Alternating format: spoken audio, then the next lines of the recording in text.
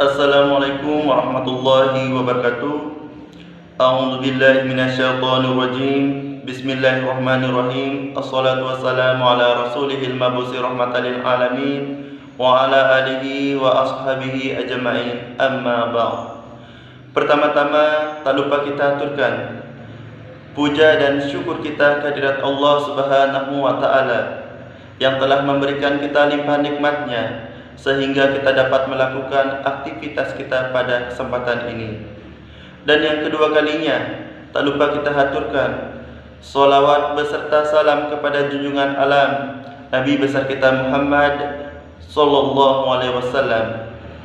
Dan yang ketiga kalinya yang kami hormati Ibu pengampu kami di mata kuliah, Ibu Dr. Nining Purawati MPD.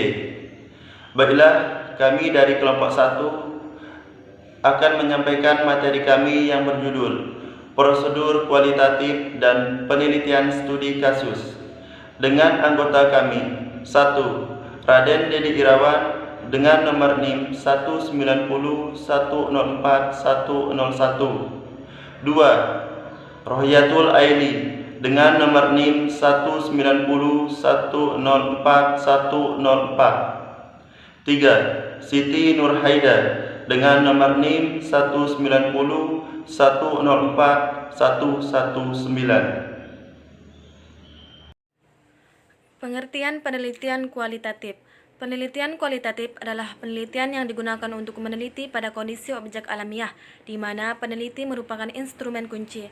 Menurut Saryono, penelitian kualitatif merupakan penelitian yang digunakan untuk menyelidiki, menemukan, menggambarkan, dan menjelaskan kualitas atau keistimewaan dari pengaruh sosial yang tidak dapat dijelaskan, diukur, atau digambarkan melalui pendekatan kuantitatif. Prosedur penelitian kualitatif: yang pertama, merumuskan masalah sebagai fokus penelitian. Kedua, mengumpulkan data di lapangan. Ketiga, menganalisis data. Keempat, merumuskan hasil studi. Kelima, menyusun rekomendasi untuk pembuatan keputusan. Karakteristik penelitian kualitatif. Yang pertama, menggunakan pola berpikir induktif atau empiris rasional atau bottom up. Kedua, metode kualitatif sering digunakan untuk menghasilkan grounded theory, yaitu teori yang timbul dari data, bukan dari hipotesis seperti dalam metode kuantitatif. Ketiga, perspektif emik atau partisipan sangat diutamakan dan dihargai tinggi. Keempat, penelitian jenis kualitatif tidak menggunakan rancangan penelitian yang baku. Kelima, pengumpulan data dilakukan atas dasar prinsip fenomenologis, yaitu dengan memahami secara mendalam gejala atau fenomena yang dihadapi. 6. Peneliti berfungsi pula sebagai alat pengumpul data sehingga keberadaannya tidak terpisahkan dengan apa yang diteliti. Ketujuh, analisis data dapat dilakukan selama penelitian sedang dan telah berlangsung. 8. Hasil penelitian berupa deskripsi dan interpretasi dalam konteks waktu serta situasi tertentu. 9. Penelitian jenis kualitatif disebut juga penelitian alamiah atau inquiry naturalistik. Adapun tujuan dari penelitian kualitatif yaitu untuk menjelaskan suatu fenomena dengan sedalam-dalamnya dengan cara pengumpulan data yang sedalam-dalamnya pula, yang menunjukkan pentingnya kedalaman dan detail suatu data yang diteliti. Lanjut, kita akan membahas mengenai pengertian studi kasus. Studi kasus ialah suatu serangkaian kegiatan ilmiah yang dilakukan secara intensif, terinci, dan mendalam tentang suatu program, peristiwa, dan aktivitas baik pada tingkat perorangan, sekelompok orang, lembaga, atau organisasi untuk memperoleh pengetahuan mendalam tentang peristiwa tersebut. Biasanya, peristiwa yang dipilih yang selanjutnya disebut kasus adalah hal yang aktual atau real life event yang sedang berlangsung, bukan sesuatu yang sudah lewat. Prosedur penelitian studi kasus. Adapun prosedur penelitian studi kasus yaitu 1. Pemilihan tema, topik, dan kasus. 2. Pembacaan literatur. 3. Perumusan fokus dan masalah penelitian. 4. Pengumpulan data. 5. Penyempurnaan data. 6. Pengolahan data.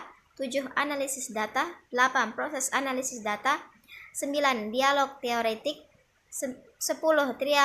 Triangulasi temuan atau konfirmabilitas. 11. Simpulan hasil penelitian. 12. Laporan penelitian. Karakteristik penelitian studi kasus. 1. Memandang kasus sebagai fenomena yang bersifat kontemporer. Bersifat kontemporer berarti kasus tersebut sedang atau telah selesai terjadi, tetapi masih memiliki dampak yang dapat dirasakan pada saat penelitian dilaksanakan atau yang dapat menunjukkan perbedaan dengan fenomena yang biasa terjadi. 2. Dilakukan pada kondisi kehidupan sebenarnya. Pelaksanaan penelitian studi kasus menggunakan pendekatan penelitian naturalistik. Dengan kata lain, penelitian studi kasus meneliti kehidupan nyata yang dipandang sebagai kasus. 3. Menggunakan berbagai sumber data. Penelitian studi kasus menggunakan berbagai sumber data. Penggunaan sebagai sumber data dimaksudkan untuk mendapatkan data yang terperinci dan komprehensif yang menyangkut objek yang diteliti. 4. Menggunakan teori sebagai acuan penelitian.